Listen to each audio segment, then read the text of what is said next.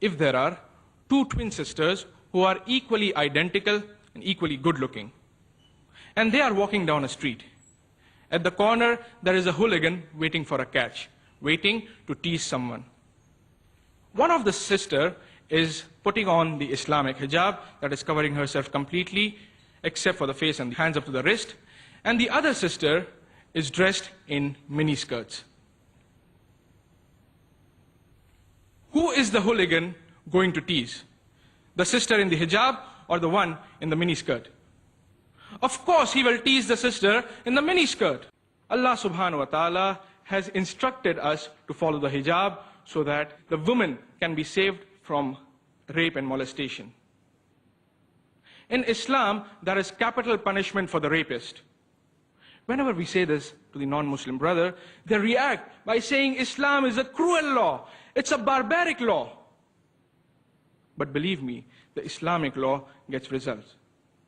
We have asked a question to several people, and we say that if someone, God forbids, rapes your sister, rapes your wife, rapes your daughter, and you are made the judge, and if the rapist is brought before you, you are made to give punishment, what will you do? Most of the people said, we will put him to death. Some went to the extent of saying that we will torture him to death. When it comes to your sisters and your daughters, you want to put the rapist to death. Then why are you having double standards when Islam is concerned? The Western society, in the name of women's liberalization, have exploited the body of the woman, have degraded her soul, have deprived her of her honor. They have converted women into mistresses and concubines and society butterflies, who are mere tools in the hands of sex marketers and pleasure seekers. In America, according to the statistics of FBI, in 1990, the cases of rape was 1,756. Later on, 1,900. The Americans, they got a bit bolder. The latest statistics of 1996, they say that now the rates have gone up to 2,117 rapes taking place every day. If the Islamic Sharia is applied in America, if every man, whenever he sees a woman, he should lower his gaze. If every woman is asked to cover herself completely except for the face and hands up to the wrist, and if there is capital punishment for the rapist, will the rate of crime go up, remain the same, or come down in America? Of course it will come down. Islam gives dignity and protection to the woman in Islam. That is just the reason why Islam has prescribed the hijab. Another misconception amongst the non-Muslim brothers and sisters is that we Muslims are fundamentalists and terrorists. They say and they allege that you are terrorists and fundamentalists.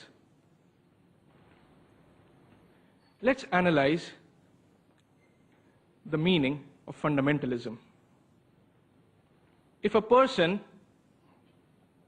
wants to be a good doctor, then he should know, he should follow, and he should practice the teachings of medicine. In other words, he should be a fundamentalist in the field of medicine. If a person wants to be a very good scientist, he should know, he should follow, and he should practice the teachings of science. In other words, he should be a fundamentalist in the field of science.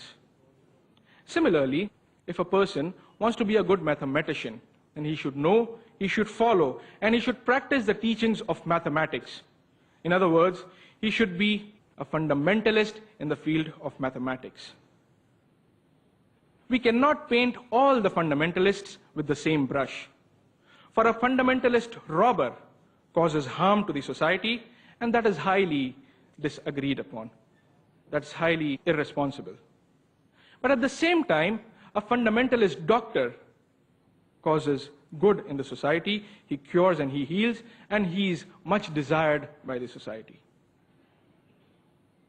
I am proud to be a fundamentalist Muslim because I know I follow, and I strive to practice the teachings of Islam. Every Muslim should be proud to be a fundamentalist Muslim. That is because none of the teachings of Islam causes any harm to the society. On the contrary, it gives benefits to the society. And on the basis of this knowledge, every Muslim should be proud to be a fundamentalist Muslim. I would stress that every Muslim should be a terrorist. I repeat, every Muslim should be a terrorist. A terrorist is a person who terrifies others, who terrorizes others. And that is precisely the reason we have the police. As soon as a robber sees the policeman, he is terrified, he is terrorized. Similarly, the Muslims should terrorize the antisocial elements in the society. He should terrorize the robber, the dacoit, the rapist. I know that terrorist is taken as a concept of a person who terrorizes the common man. But we Muslims should be terrorists for the antisocial elements in the society.